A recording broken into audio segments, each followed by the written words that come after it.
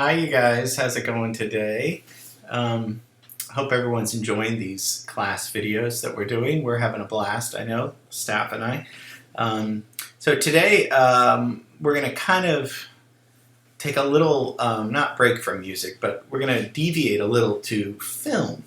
I know that I've talked to you guys a lot about, my love for film, and we've looked at film clips in class before.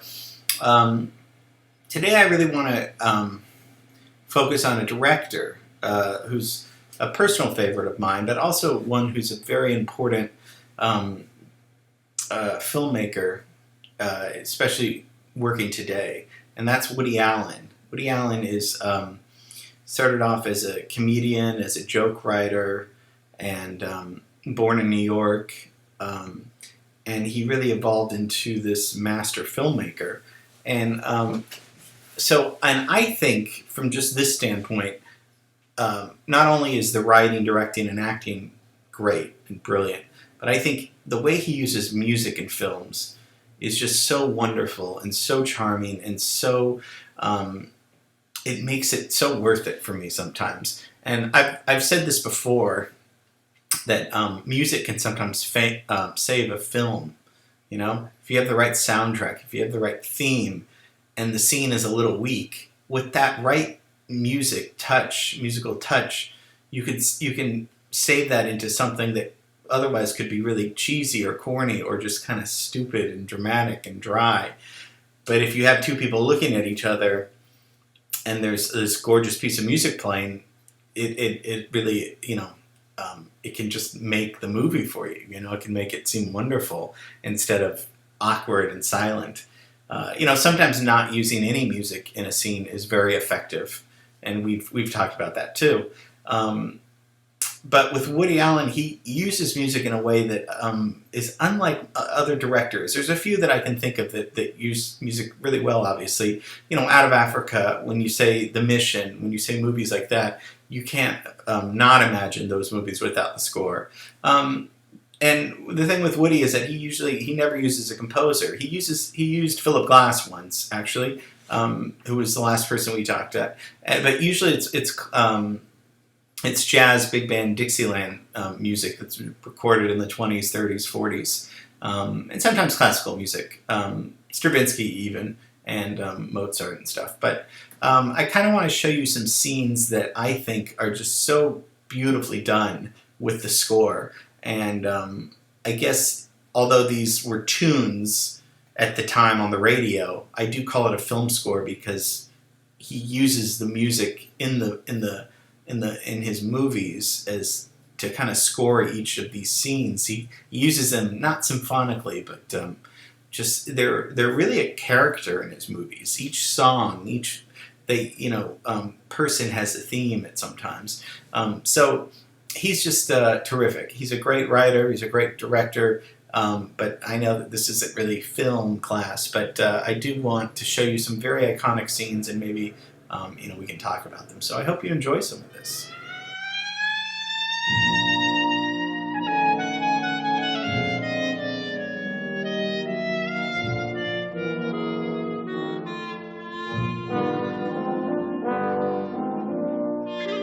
Chapter 1. He adored New York City. He idolized it all out of proportion.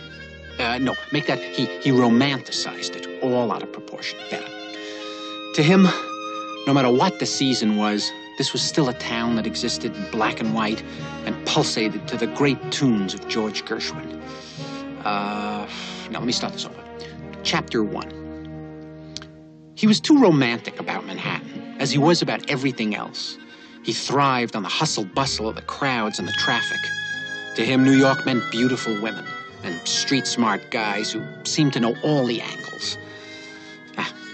Too corny for a man of my taste. Let me try and make it more profound. Chapter 1. He adored New York City. To him, it was a metaphor for the decay of contemporary culture. The same lack of individual integrity that caused so many people to take the easy way out was rapidly turning the town of his dreams into... It's going to be too preachy. Let's face it, I want to sell some books here. Chapter 1. He adored New York City, although to him it was a metaphor for the decay of contemporary culture. How hard it was to exist in a society desensitized by drugs, loud music, television, crime, garbage. Too angry. I don't want to be angry. Chapter 1. He was as tough and romantic as the city he loved. Behind his black-rimmed glasses was the coiled sexual power of a jungle cat. Oh, I love this. New York was his town, and it always would be.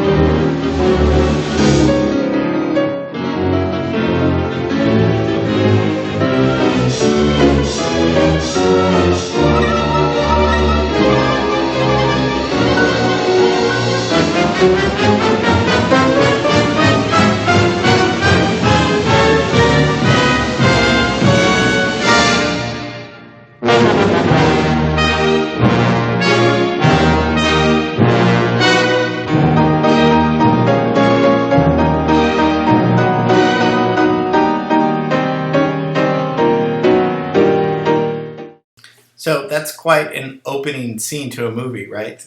So that's from his movie from 1979 entitled Manhattan.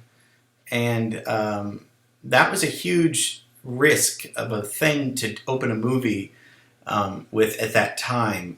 With, first of all, the voiceover narration, that's Woody's voice, and how he showed Manhattan in such a beautiful way. It wasn't about gangsters, or it wasn't really kind of Scorsese's New York at all. This was something very romantic. And the music is by George Gershwin, and we'd listened to some Gershwin in class before, and that's called Rhapsody in Blue, probably his most famous piece. But Gershwin wrote tons of great songs. He's more of a songwriter than a composer, but people would kind of disagree with that, I'm sure. But just a genius anyway. If you played like Van Halen to that opening, would it be okay? Yeah, I guess it could work, but would it be as effective? Again, this is all subjective. I don't know if it would be as effective, but I guess I'm kind of biased. Let's look at another one, okay? Wait a minute, don't go! I've got some questions.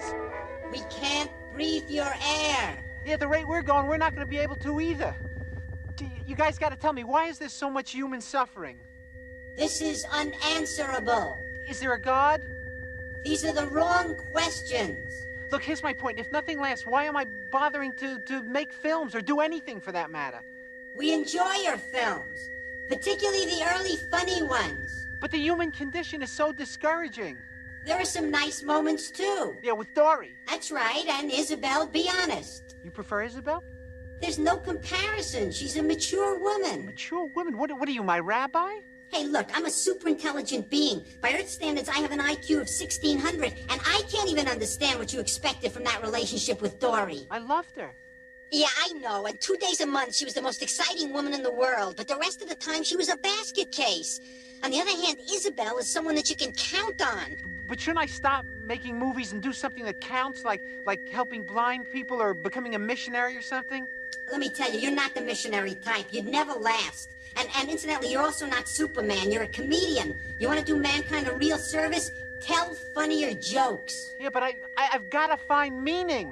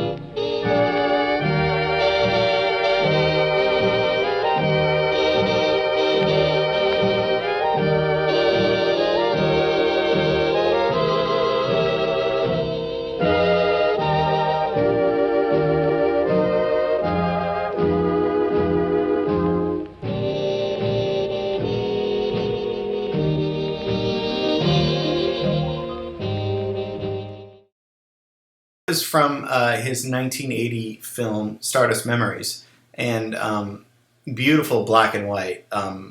Not all of his movies are black and white, but I guess the last two that we just saw were. It's really just a scene with hot air balloons, but for some reason, to me, that music just makes it so gorgeous, so melancholy. That piece is by Glenn Miller called Moonlight Serenade, and it was a huge piece when it came out, so famous during the war. So many romantic stories of people dancing and falling in love to that song. And I think that when he uses that scene, it makes, it kind of makes you speechless. That's why I'm not good at explaining my feelings, but I feel them. So we're kind of running out of time for this class, and if it's okay with you, I'm going to do part 2 to this, because Woody's music and movies are just, so terrific that I hope you're enjoying it. So part 2 is coming up, okay?